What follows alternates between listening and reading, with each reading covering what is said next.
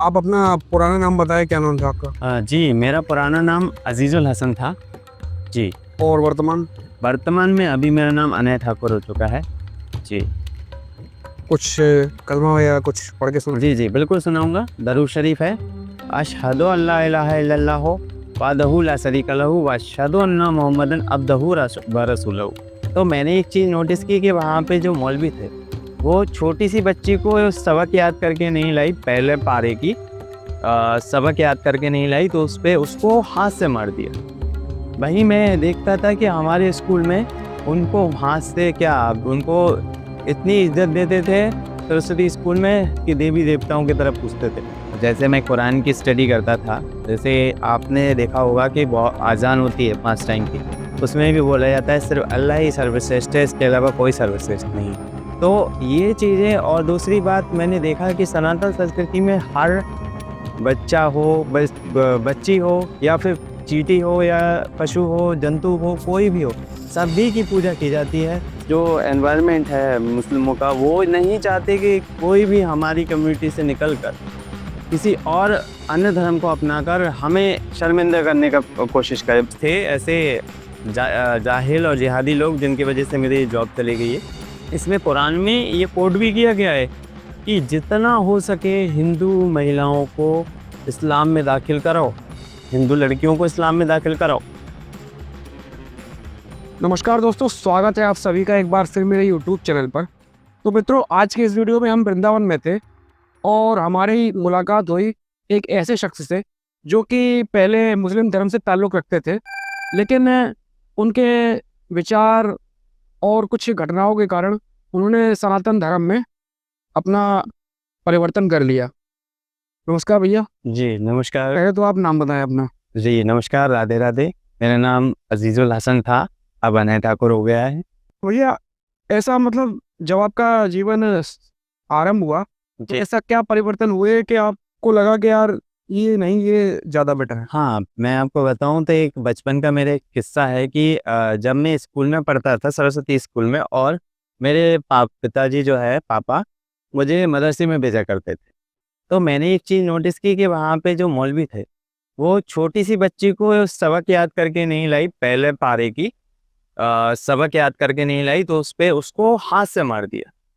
वहीं मैं देखता था कि हमारे स्कूल में उनको हाथ से क्या, उनको इतनी इज्जत देते थे सरस्वती स्कूल में कि देवी देवताओं की तरफ पूछते थे। तो सनातन संस्कृति में हर कोई पूजनीय है। यहाँ पर मनुष्य को फ्रीडम है, स्त्रियों को फ्रीडम है, सबको फ्रीडम है।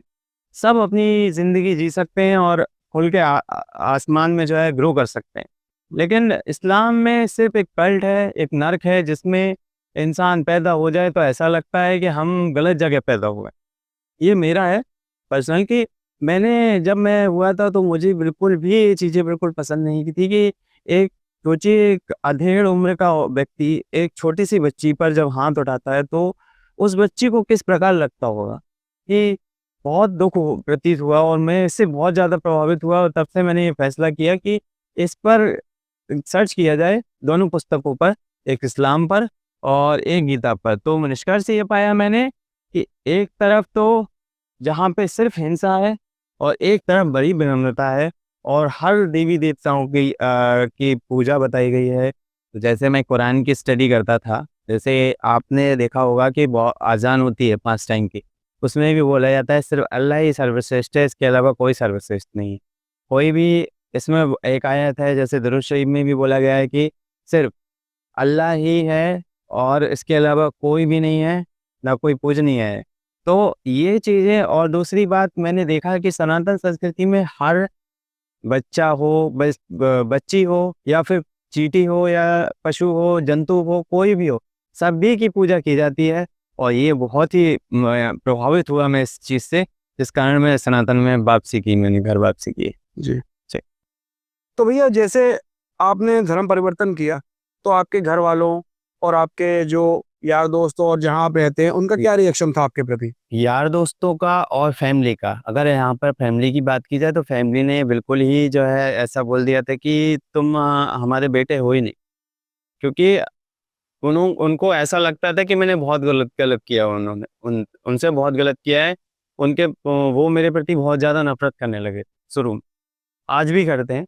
और यार दोस्तों में से उन्होंने भी मेरा बिल्कुल साथ नहीं दिया, जहाँ तक है। सिर्फ एक ही मित्र था, संजय, जिसने हमेशा मुझे सहानुभूति दी कि नहीं, तुमने जो किया है अच्छा किया है, और तुम्हें जो सत्य लगा तुमने उसको अपनाया, और मैं तुम्हारे साथ हूँ। तो ये चीज़ थी। जो मेरा ये दो मित्र हैं, एक पुनीत और एक संजय। और फैमिली में तो सब लोगों को जो है, आज भी फैमिली में बिल्कुल मेरे खिलाफ विरोध में है, और मुझे हमेशा जो है मारने की बहुत सारी भी कोशिश की जाती है, और बहुत सारी धमकियां भी मिलती हैं। मैं इस बात से भी थोड़ा सा परेशान रहता हूँ, क्योंकि आसपास जो एनवायरनमेंट है मुस्लिमों का, वो नहीं चाहते कि कोई भी हमारी कम्युनिटी से निकल कर किसी और अन्य धर्म को अपनाकर हमें शर्मिंदा करने का कोशिश करे। बल्कि ऐसा कुछ नहीं है, सनातन ही सत्य है, ये फैक्ट है। साइंस से ले लीजिए, नासा ले लीजिए, हर कुछ रिसर्च सिर्फ सनातन पर ही कर रहा है। कुरान अगर आप हिंदी का ट्रांसलेशन करेंगे तो आपका दूध का दूध और पानी का पानी हो जाएगा। तो भैया आप का एक बार और माफ़ी चाहता हूँ। आप अपना पुराना नाम बताएं, क्या नाम था आपका? जी, मेरा पुराना नाम अजीजुल हसन था। जी। और वर्तमान? वर्तमान में अभी मेरा नाम अनय ठाकुर हो चुका है। जी। कुछ कलमा या कुछ पढ़ के सुनाए। जी, जी, बिल्कुल सुनाऊंगा। दरूद शरीफ है, अशहदु अल्ला इलाहा इल्लल्लाहु वहदहु ला शरीका लहू व अशहदु अन्ना मुहम्मदन अब्दहु व रसूलहु। ये इसका संदर्भ अगर बताया जाए तो, अल्लाह के सिवा और कोई भी पूजनीय नहीं है, और मोहम्मद आखिरी पैगंबर हैं इस्लाम के। ये इसका तर्जुमा जिसको कहा जाए वो। तो आप ये बताइए भैया कि आपका वृंदावन से जुड़ाव कैसे हुआ? वृंदावन से जुड़ाव इस प्रकार हुआ है भैया मेरा, कि मेरे मित्र थे, वो वृंदावन आया करते थे और परिक्रमा किया करते थे गोवर्धन पर्वत की। एक दिन उन्होंने मुझसे बोला कि आ गए, और बोला कि चलो आज तुम्हें घुमा के लाते हैं। मैंने कहा, मैंने सोचा कि मैं एक मुस्लिम हूँ, पर किस प्रकार मतलब मैं जाऊँ, बड़ा मुझे संकोच हुआ। लेकिन उन्होंने कहा कि नहीं, कोई बात नहीं, तुम जो जिस धर्म से भी हो, तुम एक बार जाओ, ठाकुर जी को अपना रखो, एक बार उनसे मिलकर आओ, उनके बीच जो है प्रार्थना करके आओ, एक बार उनसे प्रार्थना करो, शायद कुछ निष्कर्ष निकले। तो मैं 2016 और 17 में यहाँ पे आना प्रारंभ किया, 2016 से फिर मैं 17 में आया। ऐसे कर करके मैं धीरे धीरे आता गया, और मेरा कब ठाकुर जी और राधा रानी से लगाव लग गया, ये मुझे भी नहीं पता। और आज इतना लगाव है कि मैं हर महीने क्या, पल पल मुझे ये लगता है कि मैं वृंदावन में ही रहूं, और यही निवास करूं, और बस मेरे यहीं पे, बस मुझे ईश्वर को वो हो जाए।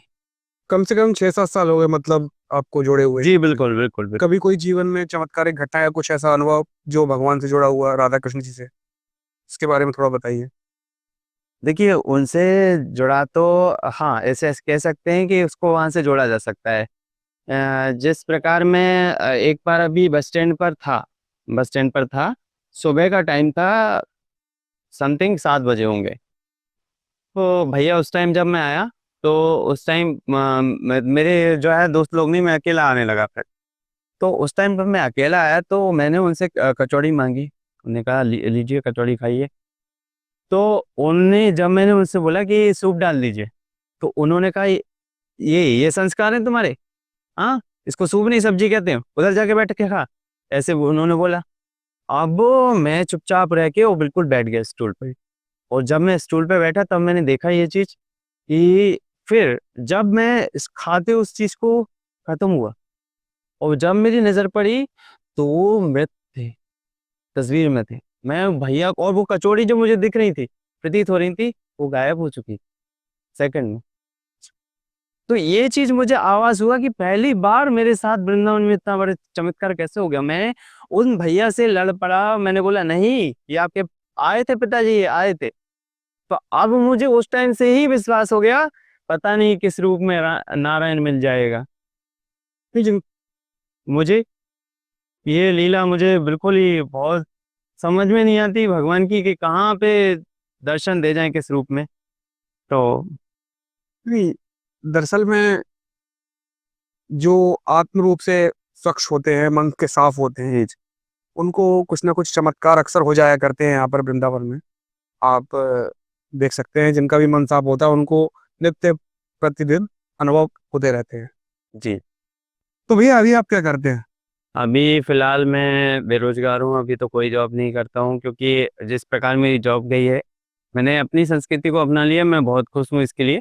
पर मेरी जॉब भी चली गई, कुछ थे ऐसे जाहिल और जिहादी लोग जिनकी वजह से मेरी जॉब चली गई है। कैसे की बताएं थोड़ा। तो हाँ, मैं बताता हूँ आपको, जिस कंपनी में मैं कार्य करता था वहाँ पे उनको ये लगता था कि वहाँ पे मुस्लिम थे कोई, वो बड़ी पोस्ट पर थे और मैं असिस्टेंट मैनेजर था। लेकिन समय के साथ जब मैं पूजा करने लगा, बहुत ज़्यादा तिलक धारण करने लगा और भी सारी पद्धतियाँ सनातन की अपनाने लगा, तो उनको बुरा लगने लगा अंदर से कि ये मुसलमान होके ये सब क्यों कर रहे हैं। जी। जब उनको दूसरे किसी व्यक्ति से पता चला तो उन्होंने ये फैसला किया कि इसको षड्यंत्र के तहत बाहर किया जाए। तो उन्होंने किसी तीसरे व्यक्ति से बोल लिया कि तुमने ये आइडियोलॉजी अपनी सनातन संस्कृति अपनाई है, तो तुम इस कंपनी से रिजाइन कर दो, नहीं तो तुम्हें कुछ कर देंगे, ये कर देंगे, वो कर देंगे। तो मैं बहुत परेशान होके मैंने फिर वो नौकरी छोड़ दी, क्योंकि मैं ऐसे मतलब परेशान होके जॉब नहीं करना चाहता था। बहुत परेशान कर दिया था मुझे उन्होंने। अभी क्या कर रहे हैं हम? अभी फिलहाल मैं कुछ नहीं करता हूँ, बस राधा रानी की पूजा करता हूँ और अपने बाकी बाकी बिहारी की पूजा करता हूँ, जितने सब पूजा करता हूँ। और अभी फिलहाल तो मैं कुछ नहीं करता हूँ भैया। क्या पढ़ाई की है आपने अपनी? अभी मैंने MCA मैंने पढ़ रखा है, मास्टर ऑफ कंप्यूटर एप्लीकेशंस। मैं जॉब करता हूँ जो है इसके साथ मैंने मास्टर डिग्री है ये कंप्यूटर साइंस की, और ये RGPB टेक्निकल यूनिवर्सिटी है, तो वहाँ से मैंने कंप्लीट की थी, भोपाल से। कभी कुछ ऐसा जो आपको झेलना पड़ा हो उसके बारे में बताइए। जी, खेलना तो हाँ मैं बताता हूँ, एक इंसिडेंट है और वो मेरे को इमोशनल टच करता है। मैं जब 12th क्लास में था तो मेरे गुरु थे,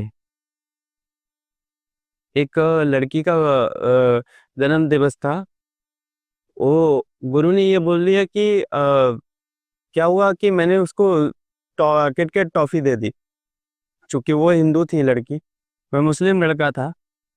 उन्होंने मुझे इतना मारा, प्राण कसम, मैं बहुत बहुत मेरा वो इमोशनल टच जो था वो भाव में बता नहीं सकता हूँ। बहुत बहुत मारा था उन्होंने मुझे, इसके पीछे कि तुमने इस लड़की को चॉकलेट क्यों दी। वो प्रॉब्लम वहां पे वो नहीं है, वो उस चीज को उनको नहीं पता गुरु को कि मैं किस आइडियोलॉजी से या किसको फॉलो करता हूँ। वो गुरु की गलती नहीं है वहां पे, वो गलती है इन जिहादियों की, कि इन्होंने इस तरह से समाज में गंदगी फैला रखी है कि हम जैसे लोग भी उसमें लिप्त हो जाते हैं। तो क्या वास्तव में ये लव जिहाद जैसी चीजें होती हैं? बिल्कुल होती हैं, बिल्कुल होती हैं। अब तो आपने देखा ही होगा भैया, अब तो ट्रेन जहाज भी चल रहा है कई जगह पटरियों पे। मुस्लिमों के द्वारा जो है पत्थर देखे गए हैं, रखे रखे गए हैं, आइडेंटिफाई होगा हुए हैं इन्होंने भी। वो आपके पटरियों पे पत्थर रखे हैं और जिसके दुर्घटनाग्रस्त हुए हैं रेलवे। अभी आपने देखी होगी न्यूज़ कि उसमें 3 पकड़े गए थे कहीं पर, आई थिंक मैं ये नहीं पता, लेकिन उसमें मुस्लिम ही इन्वॉल्व थे और उन्होंने कुछ पटरी को तोड़ दिया था, तो वो ट्रेन पलट गई थी अभी की घटना। तो ये लव जिहाद बिल्कुल होता है, और इसमें कुरान में ये कोड भी किया गया है कि जितना हो सके हिंदू महिलाओं को इस्लाम में दाखिल कराओ, हिंदू लड़कियों को इस्लाम में दाखिल कराओ। ये हमारे नबी की सुन्नत है, इससे अल्लाह खुश होगा, जन्नत नसीब होगी। इस तरह के प्रलोभन देकर कहीं ना कहीं मुस्लिम युवाओं को बलगलाया जाता है। उनको बहुत ही, वो उनको खुद नहीं पता है, अगर वो ट्रांसलेशन पढ़ लें कुरान का एक्चुअल में, तो उनको पता चल जाएगा कि एक्चुअल कुरान है क्या भैया। और कोई कभी परेशानी आपके जीवन में हुई हो धर्म परिवर्तन करने के वजह से, तो उसके बारे में थोड़ा बताइए। हाँ, एक्चुअल में जब मैं बाहर निकलता था ना, तो जैसे ही मुझे धमकी भरी आती थी ना, एक बार की बात है जब मैं बाहर निकला था, भोपाल सिटी की बता रहा हूँ, ज़्यादा दूर नहीं बता रहा हूँ। तो वहाँ पर एक जिहादी मानसिकता का व्यक्ति मेरे पीछे पड़ा और उसने कई दूर तक पीछा किया, और एंड में मैं मतलब मैं बचकर उससे निकला। इतना मतलब मुझे अंदर वो मारने वाला था मुझे, इस तरह का मुझसे चिढ़ा हुआ था वो। तो ये मानसिकता है, मुझे नुकसान पहुंचाने की पूरी तरह साजिश की गई थी। क्या आपने धर्म परिवर्तन करवाया है? मैंने परिवर्तन नहीं किया, मैंने घर वापसी की। मतलब धर्म परिवर्तन नहीं किया? जी नहीं, उसको परिवर्तन नहीं कहा जाएगा, इसको ये तो घर वापसी है। हर व्यक्ति सनातन है, हर व्यक्ति सनातनी है। पैदा होता है व्यक्ति तो सनातनी होता है। पर ऐसा कहते हैं कि शुद्धिकरण होता है, मतलब जी जी, धर्म में आने से पहले, तो वो शुद्धिकरण कब लगा? बिल्कुल हुआ था भैया, शुद्धिकरण पूर्णतः हुआ था। हमारा शुद्धिकरण मंदिर में हुआ था जबलपुर के, और हमारे योगेश अग्रवाल जी हैं धर्म सेना के संस्थापक, उनके द्वारा। और हमारे जो मंदिर में जो हमारे पुजारी जी थे, शर्मा जी, उनके द्वारा भी शुद्धिकरण मेरा कराया गया था मंदिर में। और कुछ कहना चाहेंगे? जी, मैं सबसे यही कहना चाहूँगा कि हमारे जितनी भी एक्स मुस्लिम मूवमेंट है, और हमारे शिबू भैया हैं, और जो भी हैं हमारे जितने भी काम कर रहे हैं सबके लिए, तो उन सबको ज़्यादा से ज़्यादा सपोर्ट करें, एवं हम जैसे लोगों को भी ज़्यादा से ज़्यादा सपोर्ट करें। मैं आपसे यही उम्मीद करता हूँ। राधे राधे, जय श्री कृष्ण। चलिए भैया, राधे राधे। समय देने के लिए बहुत बहुत धन्यवाद।